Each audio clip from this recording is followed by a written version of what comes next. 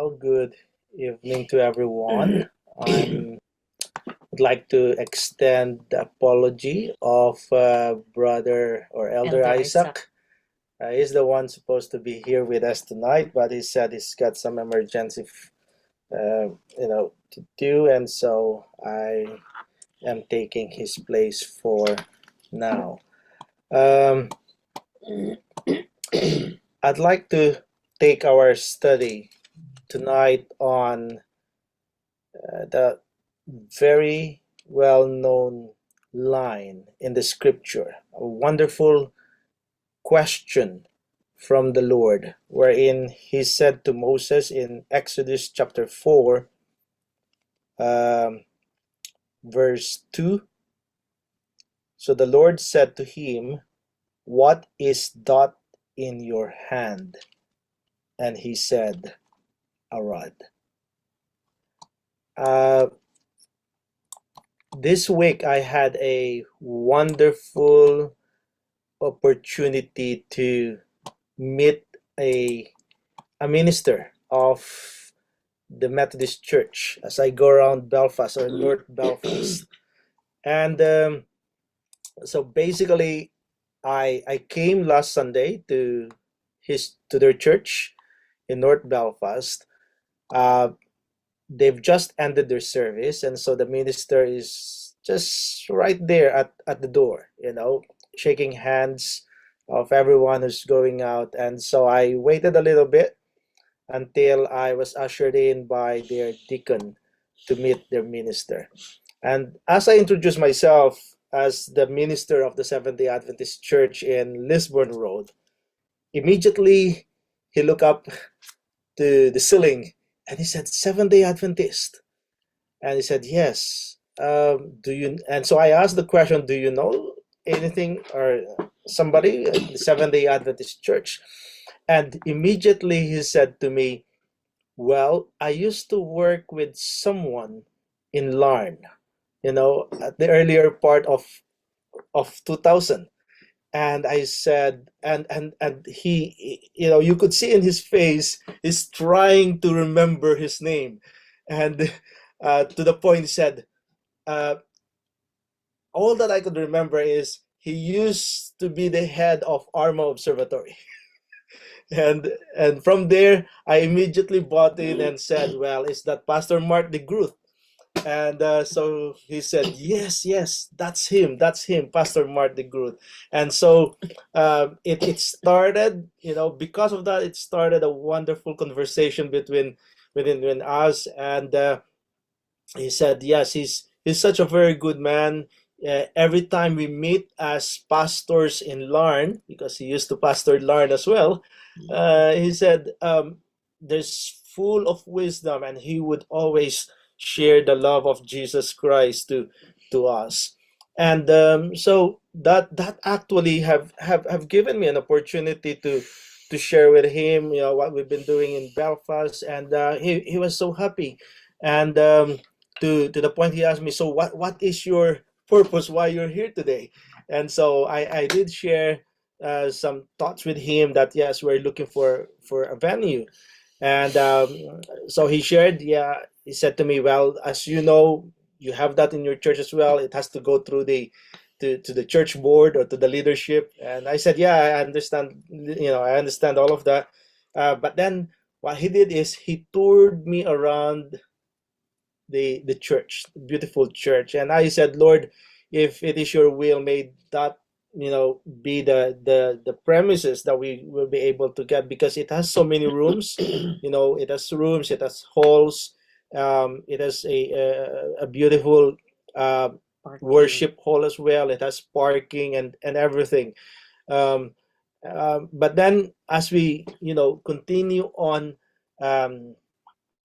sharing, he even said to me, "Well, if this church board here would not agree," and he's just trying to help me understand more of how they work, he said, "Well, I'm going to speak to all the other pastors of Methodist Church around Belfast, if you don't mind, because I am the coordinator for the circuit overall circuit coordinator for the Methodist Church. And I said, sure, so we had that wonderful time together, and he was so happy. And but of course, I did share him that the sad news that Pastor Mark DeGrood have just passed away last year. But we even get to the point of him sharing with me their challenges in the church as well, losing a lot of young people going to England and not coming back. So it was a wonderful moment, and that made me think as well, especially when he brought up Pastor Mark DeGroot into the picture. Um, if Moses, or if God's question to Moses is, "What is in your hand?" And if God's question to Pastor Mark DeGroot is, "What is in your hand?" as well, for Moses it could be a rod, isn't it? I wonder for Pastor Mark DeGroot, it could be the telescope that he uses to connect with people. What if God asked us the same question today? What is in your hand? When I first came to England, well, I don't know anything about football, right? Until the house where I'm staying, uh, the man of the house watches football every now and then. So I get connected, and back in those days, of course, Manchester United is really at the Top. height of it. And I still remember, that and going through the history of Manchester United, there was one of their goalkeeper who actually have this record in his career, Edwin van der Sar, right? Well, basically, according to Wikipedia, he was born in the 29th of October 1970. He's Dutch, but he was so good that in February 18, 2009, so that's about 17 years ago, he did set a world record for having the longest time without an opponent scoring against him. And looking at that, it says that he got what, 1,311 minutes, or 21 hours and 51 minutes of games, of playing, that no one was able to make a goal against him. And we know goalkeepers uses what? Their hands. In so many ways. They uses their hands to block the ball. But with him being able to, forge a successful career in football by just using his hands, probably the question for us as Christians is, how do we use our hands for the glory of God? Right? How do we use our hands for the glory of God? When we stretch our hands, do we stretch it so that it could bring healing to people? Right? Or do our hands bring care to a lot of people who needed it? Well, Moses has been commissioned by God to lead the people of Israel out of Egypt. We know the story of Moses. He was apprehensive about going back to Egypt and leading his people out of slavery. He did even say to God in Exodus chapter 4, verse 10, "I'm not the person for this task," right? I'm not eloquent, I'm not gifted, and for the challenge. And surely there's more people who might be for the task, more capable than I am. Yes, those were the things that Moses may have said, but when God said to Moses, "What is in your hand?" and he said, "A rod," well, it's just a stick, isn't it? It's a stick, it's a piece of wood. For some people, it may not be, that important. I know Lou would always, sometimes would get a rod, a stick, but through that rod, in verse 17, chapter 4, verse 17, God said, "You shall take this rod in your hand, with which you shall do signs. And those signs performed through the rod would be the proof that God have sent him." And we know the story. Great miracles, miracles after miracles were accomplished with the rod, as Moses obeyed the Lord. The rod was very insignificant in itself, or neither the hands of Moses. It has nothing, but it became powerful. We all know it became a powerful instrument when it was committed to the Lord.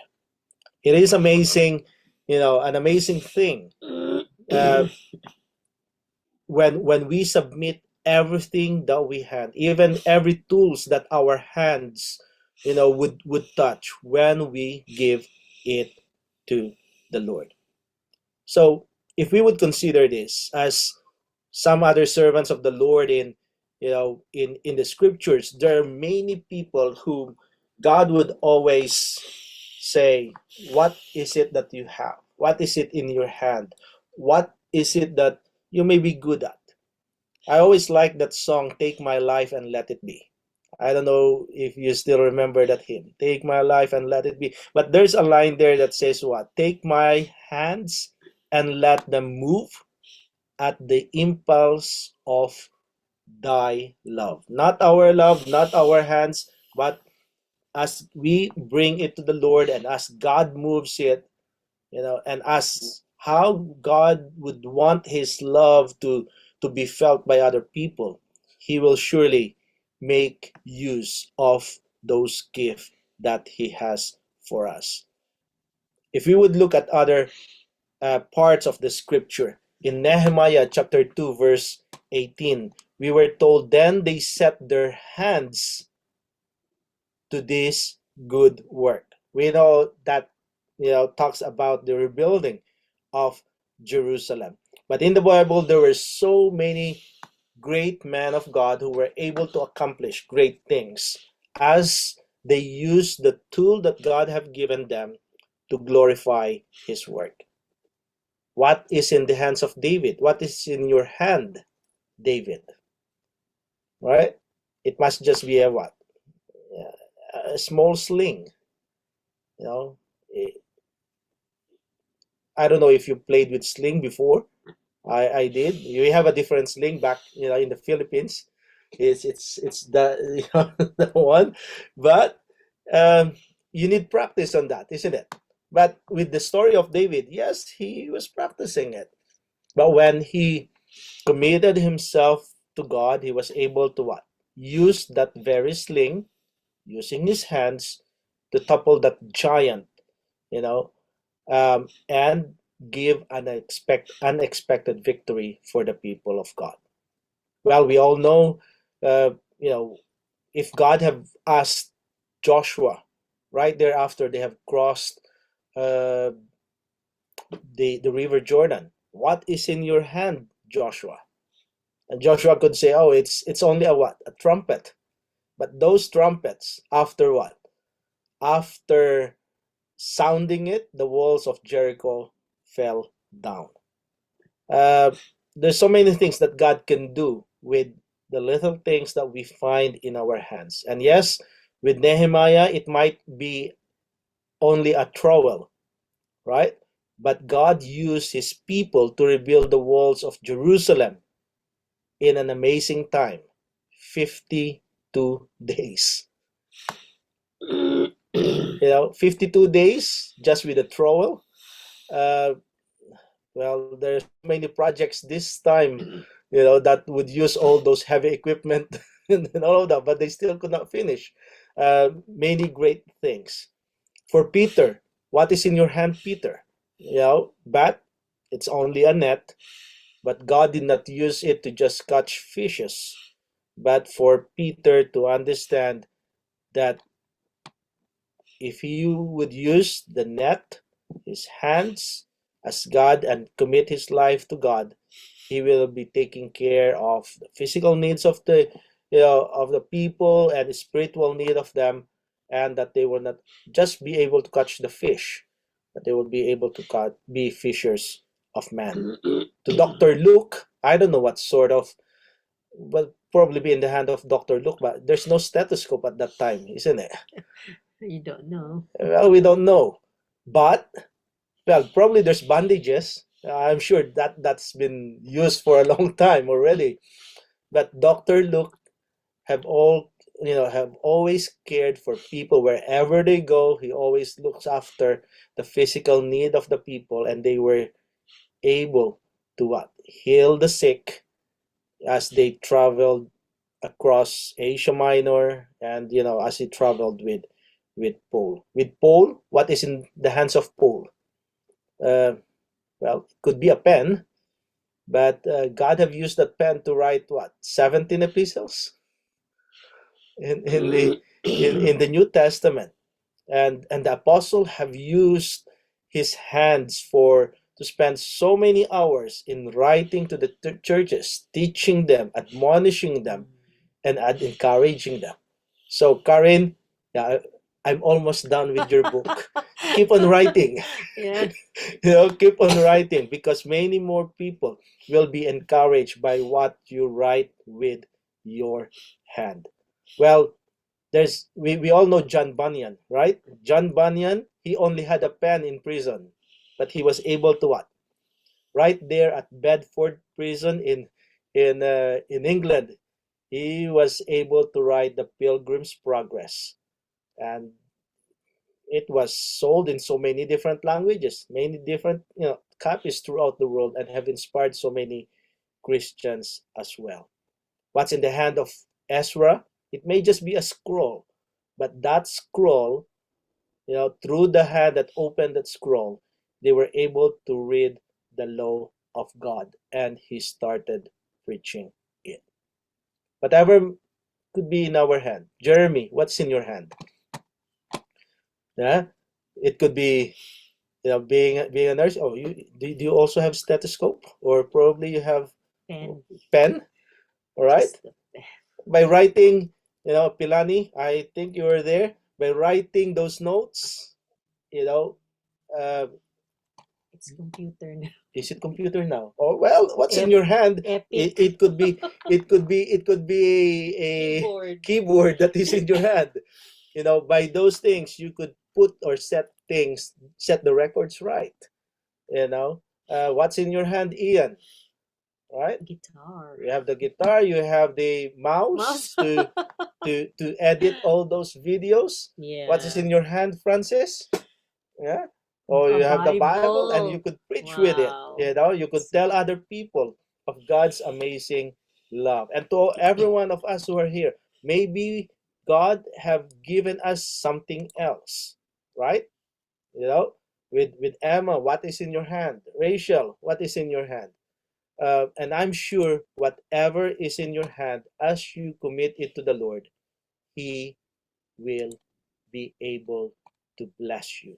It will help transform other people's lives by simply hearing God's word, or God saying to you, or asking you that question, what is it that is in your hands? We have a lot of people in the church. There are accountants, carpenters, gardeners, doctors, lawyers, engineers. But as we all continue to give those, back the Lord, those small tools could surely be used by God to lift up, glorify, to glorify His wonderful name. So I just would like to encourage each one of us, and probably even to the point of challenging each one of us, that whatever we find with our hands, let's just use it. Whatever tools we may have, whatever we're good at using our hands with, let us use it for the glory of God. It could be even to a simple way of folding it, and praying for other people, um, laying hands on other people and praying for them as God have asked us to do. Or even for, I don't know if Kaya is still there. If there's a toy in your hand, Kaya, you could actually share it to other kids who would be very happy to play with you and with those toys as you continue to share time with them. May the Lord bless us and may God continue to help us understand. And just going back to what I said earlier, if Pastor De Groot probably did not spend time using his hands sharing all those telescopic wisdom that he has to the pastor, I may not have that wonderful time with that Methodist minister. But it's just amazing how God could use whatever small gift He has given us to praise His name. Can I ask Elder Jeremy to lead us in a closing prayer? Let us pray. Gracious God and Heavenly Father, we would like to thank you for getting us this evening to worship and call upon your name. And we'd like to thank you for the wonderful lessons that we've heard from your servant, Pastor Todd. Indeed, Father, we thank you for reminding us that with you, everything that we can use in our hand will be a good influence to others. We'd like to thank you, Father, that you have given this ability that we can do to share about your love, to help others, and to motivate others. I pray, Father, that each day as we live our lives, that may you continue to be on our side. Remind us, Father, that our ministry is to bring other people close to you. And we thank you for this life that you've given to each of us. Continue to use us, Father, mightily for your cause. All this we ask through the Lord Jesus, our Savior, your Son. Amen. Amen. Amen. Well, God bless you all. Thank So- you. So next week, Thank you. we have Pastor Lou as our resource Yes. speaker. Yes. Yay! Amen.